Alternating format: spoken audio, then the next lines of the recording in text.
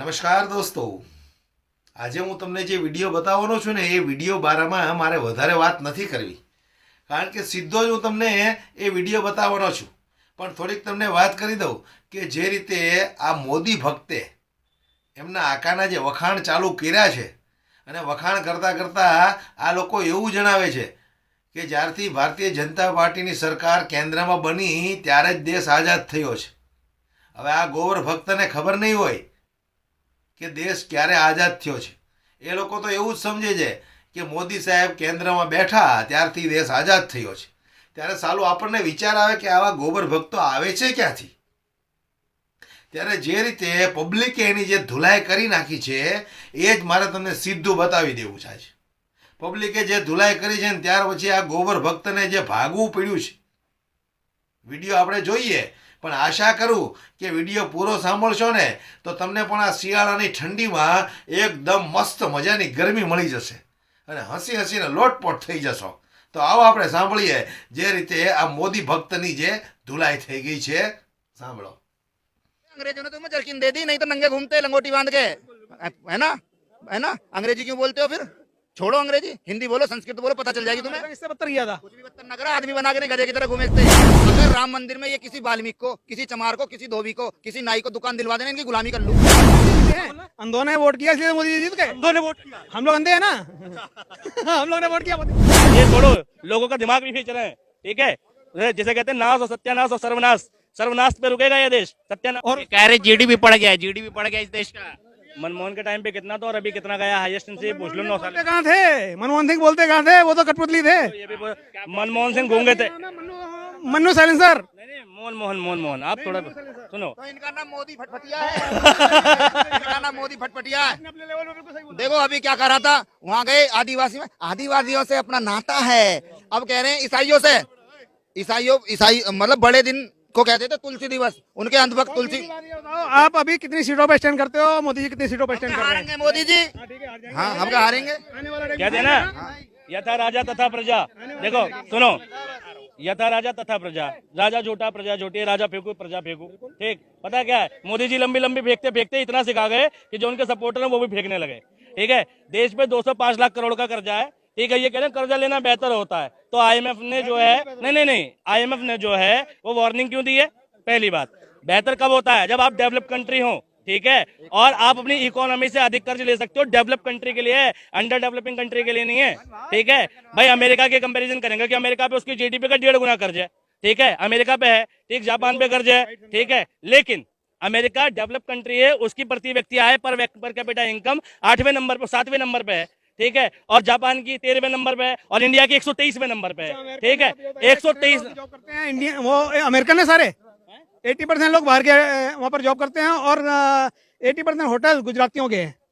और उनको जॉब भी कौन देता है? गुजराती. अच्छा भाई, ये नेशनल इनकम की डेफिनेशन नहीं जानते. फिर अगर यूके में कोई इंडिया का बंदा जॉब करता है, यूके में कोई इंडिया का बंदा बिजनेस करता है और उसका इकोनॉमिक इंटरेस्ट इंडिया में है, वो पैसे, उसका परिवार इंडिया में रहता है, सारी खर्चे उसके इंडिया में होती है, तो as per the national income, क्या आप दुनिया में कहीं भी रहें, वो आपकी घरेलू सीमा काउंट होगी, वो नेशनल इनकम का पार्ट होगी. तो गुजरात का बंदा हो, लेकिन वो है तो इंडिया की इनकम. बावजूद इसके इतने लोग अमेरिका में काम कर रहे हैं, इतने लोग सऊदी में काम कर रहे हैं, दुबई में काम कर रहे हैं, बावजूद इसके मोदी जी ने 205 लाख करोड़ का कर्जा कर लिया.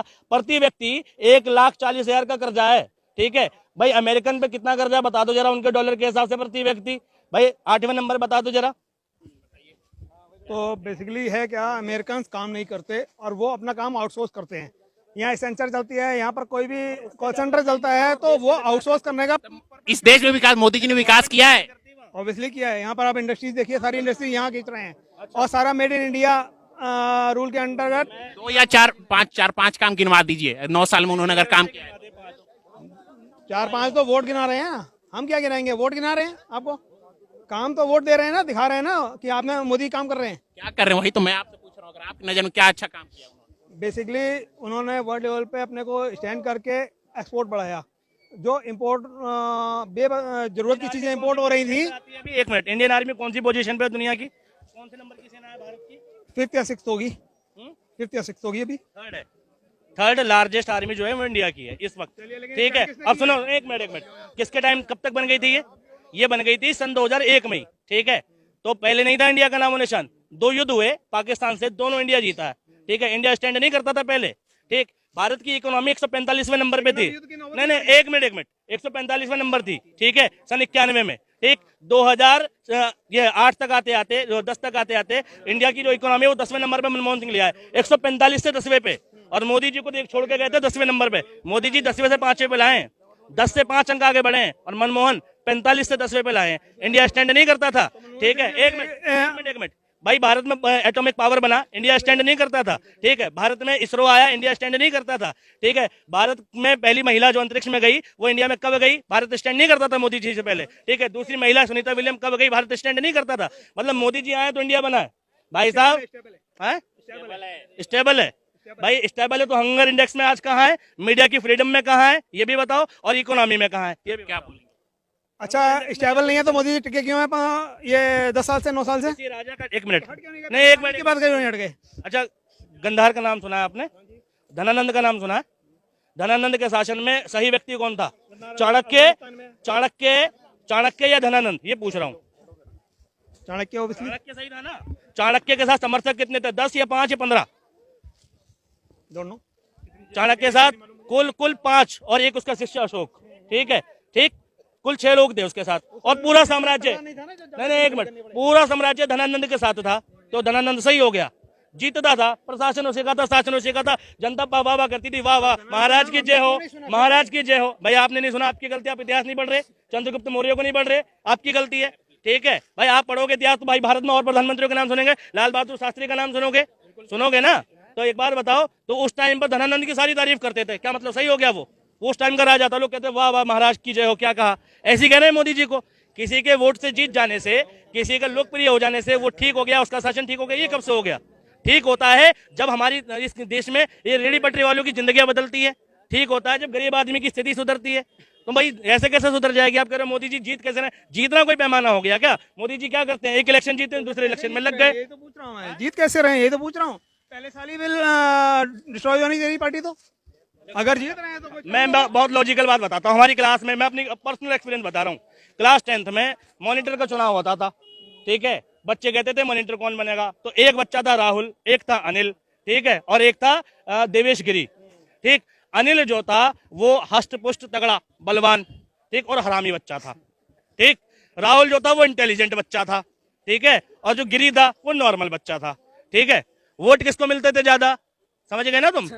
तो यही देखो, लोग क्या है, पंगा नहीं लेना चाहते उससे, वोट दे दे, प्रभाव में आ जाते हैं, ठीक। वहां था उसकी, भाई अगर ये नहीं जीता तो दूसरे वाले को मारेगा, या उसमें सबको इसी को बना देंगे, तो जिम्मेदारी इस पे। और टीचर भी कई बार कहते थे तू ही बन जाओ बिना वोटिंग के भी, कि भाई इसको बना देंगे, सबसे बदमाश बच्चा है, बदमाश की बदमाशी खत्म, ठीक है। मोदी સાંભળ્યું ને? તો આવા ભક્તો ઠેર ઠેર ખૂણે ખૂણે પડ્યા છે, જે એમના આકાના વખાણ કરતા થાકતા જ નથી, એમના આકાના વખાણ કરતા થાકતા જ નથી। બસ દેશની ઇકોનોમી ક્યાં પહોંચાડી દીધી, ફલાણું ક્યાં પહોંચાડી દીધું, પણ દેશનું લેણું ક્યાં પહોંચાડ્યું ક્યારેક એની વાત કરો ને તો ખબર પડે। હા, 205 લાખ કરોડ રૂપિયાનું જે દેણું કર્યું છે ને એની વાત કરો તો ખબર પડે। બાકી ઇકોનોમીથી કાંઈ ન થાય। આ જે લેણું થયું છે એ કોણ, ભક્ત તમારા આકા ભરશે કે તમારા પિતાજી ભરશે? વધુમાં વધુ વિડીયોને શેર કરી દો દોસ્તો, દરેક લોકો સુધી પહોંચાડો।